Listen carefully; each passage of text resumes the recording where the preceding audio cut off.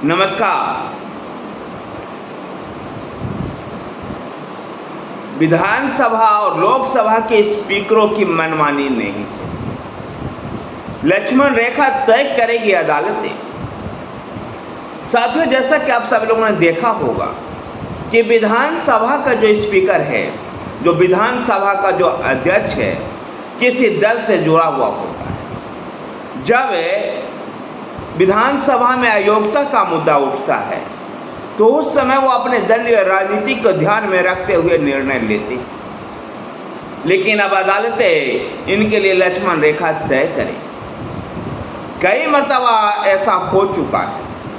अभी हाल के दिनों में आपने महाराष्ट्र का देखा होगा कि किस प्रकार से अजीत पवार के टूटने के बाद और एकनाथ शिंदे के शिवसेना तोड़ने के बाद किस प्रकार से अयोग्यता का जो मुद्दा था वो लंबे समय तक लटकाए रखा जाता।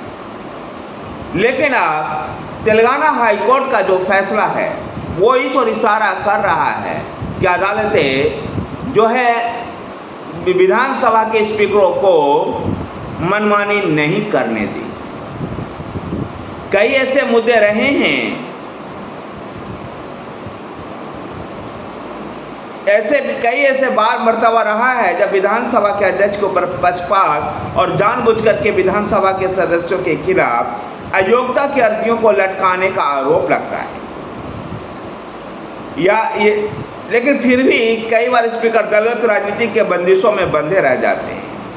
अब ताज़ा आदेश तेलंगाना हाईकोर्ट का आया है जो इशारा करता है कि अगर स्पीकर दलगत राजनीतिक बंदिशों से नहीं उभरे तो अदालत उनके लिए समय सीमा की रेखा खींच सकती है। तेलंगाना हाईकोर्ट ने विधानसभा अध्यक्ष से विधायक दानेम नागेंद्र के खिलाफ लंबित अयोग्यता याचिका 4 सप्ताह में सुनवाई कर निपटाने को कहा है। हाईकोर्ट ने यह भी कहा कि अगर 4 सप्ताह में कुछ नहीं हुआ तो कोर्ट मामले पर स्वतः संज्ञान लेकर आदेश पारित करेगा।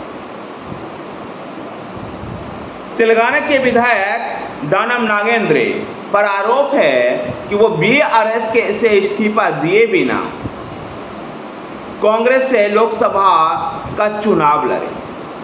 दानम नागेंद्र के लिए भारत राष्ट्र समिति ने सदस्यता रद्द करने के लिए विधानसभा स्पीकर के समक्ष अयोग्यता अर्जी दायर की थी, लेकिन स्पीकर उसका निपटारा नहीं कर रहे हैं।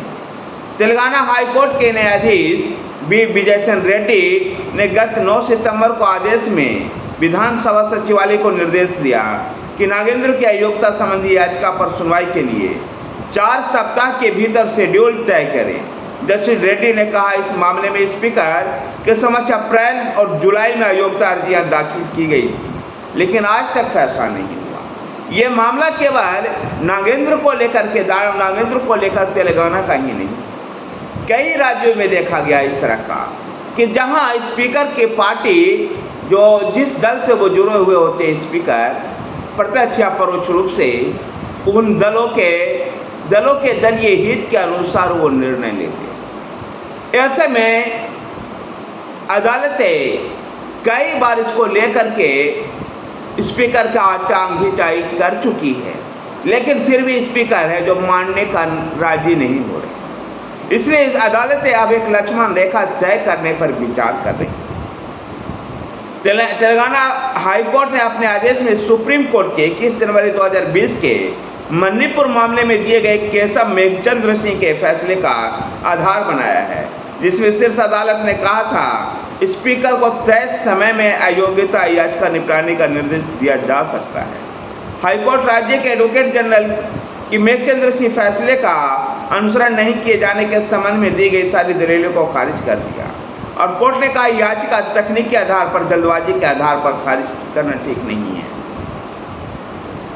मणिपुर के इस मामले में जो सुप्रीम कोर्ट का फैसला था उसका संज्ञान तेलंगाना हाई कोर्ट ने लिया।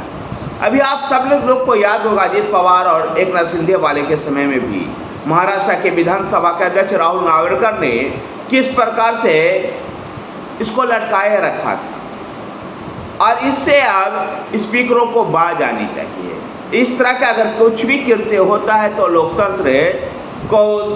लोकतंत्र को सफलतापूर्वक नहीं चलाया जाता है। ऐसे में अब विधानसभा के स्पीकरों को अब तय समय के अनुसार निर्णय लेने के लिए बाध्य अदालतें कर सकती है। ऐसा आगे भी विचार किया जा सकता है। धन्यवाद साथियों, वीडियो को लाइक कीजिए, शेयर कीजिए। हमारे साथ बने रहने के लिए हमारे चैनल पॉलिटिकल पिच को सब्सक्राइब कीजिए। धन्यवाद।